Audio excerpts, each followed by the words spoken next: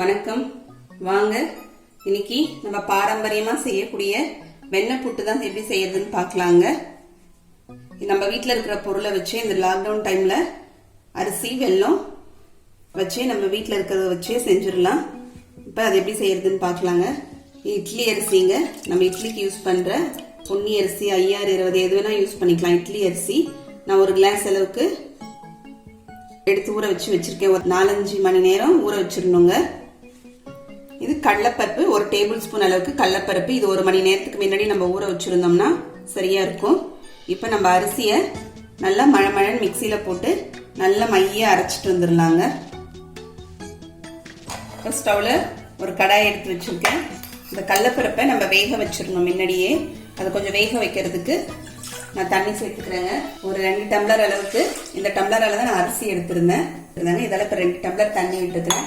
விட்டுட்டு இந்த கடலைப்பருப்பை நம்ம போட்டுடலாம். அதில் வெந்துட்டு இருக்கோம். அதுக்குள்ள நம்ம போயிட்டு அரிசியை அரைச்சிடலாங்க. இப்போ அரிசியை நான் நல்லா மைய அரைச்சிட்டு வந்துட்டேன் பாருங்க. நல்லா மைய அரைச்சிடணும். ஒரு கிளாஸ் அரிசிக்கு வெல்லம் பார்த்தீங்கன்னா 1.25 கிளாஸ் நான் எடுத்துருக்கிறேன் வெல்லம். அரை கிளாஸ் அளவுக்கு தண்ணி சேர்த்து இதை நம்ம கொதிக்க, இதுக்கு பாகெல்லாம் கிடையாது, சும்மா கரைச்சி எடுத்துக்கலாம். ஒரு கொதி வந்தோடனே நம்ம இதை எடுத்து வடிகட்டிக்கலாங்க. இப்போ இங்கே கடலைப்பருப்பு நல்லா வெந்துருச்சு பாருங்க. இதில் இன்னும் கொஞ்சம் தண்ணி சேர்த்துக்கலாங்க.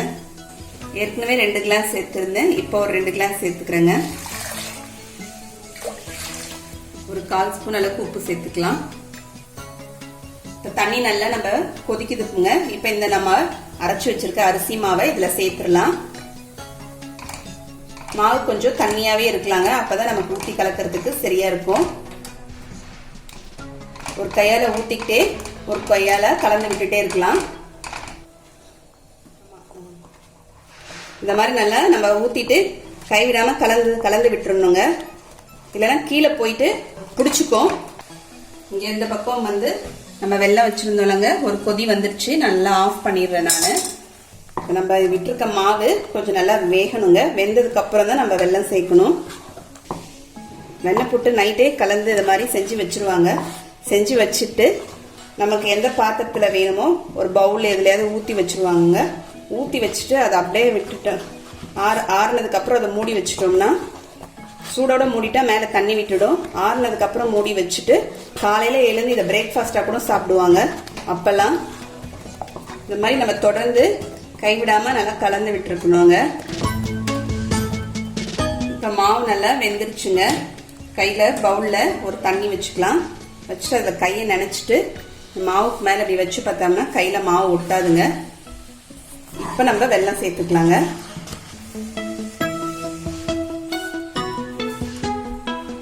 லேசா மணல் மாதிரி இருக்குங்க இதுல. இப்ப நம்ம வெள்ளை தண்ணி சேர்த்து நல்லா கலந்து விட்டுறலாம். வெண்ணெய் புட்டு செய்யறதுக்கு அடி கனமான பாத்திரமா எடுத்துக்கிட்டோம்னா நமக்கு செய்யறதுக்கு நல்லா வசதியா இருக்கும். நான்ஸ்டிக் நமக்கு வெல்லம் சேர்த்து நல்லா கலந்து விட்டு இங்க மேல பாருங்க குட்டி குட்டியா பபுள்ஸ் மாதிரி வருது. நல்லா மாவு நமக்கு நல்லா ஏற்கனவே வெந்துருச்சு. இப்ப வெல்லம் சேர்த்தும் நல்லா ரெடி ஆயிடுச்சுங்க இந்த வெண்ணெய் புட்டு. இப்ப நம்ம தேங்காய் சேர்த்துக்கலாம். இதுல தேங்காய் நமக்கு கூட பிடிக்கும்னா நம்ம கூட சேர்த்துக்கலாம். நான் ஒரு 4 டேபிள் ஸ்பூன் அளவுக்கு தேங்காய் எடுத்து வச்சிருக்கேங்க. அதை இப்போ சேர்த்துக்கிறேன். இதை பாரம்பரியமாக செய்யறத பார்த்தீங்கன்னா நெய் சேர்க்க மாட்டாங்க, ஏலக்காய் தூள் சேர்க்க மாட்டாங்க. அப்பா அவங்க வீட்டில் இருந்ததை வச்சு தான் செஞ்சாங்க. வெல்லம், அரிசி, தேங்காய்னு சொல்லிட்டு தேங்காய் சேர்த்து நான் நல்லா கலந்துட்டேன். ஸ்டவ் ஆஃப் பண்ணிடுறேன்.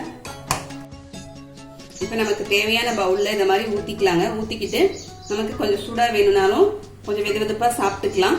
அப்படி இல்லைன்னா ஆற வச்சும் இதை சாப்பிட்டுக்கலாங்க. பிடிச்சிருந்தா லைக் பண்ணுங்க, ஷேர் பண்ணுங்க, சப்ஸ்கிரைப் பண்ணுங்க. மறக்காம சப்ஸ்கிரைப் பண்ணுங்க. தேங்க்யூ.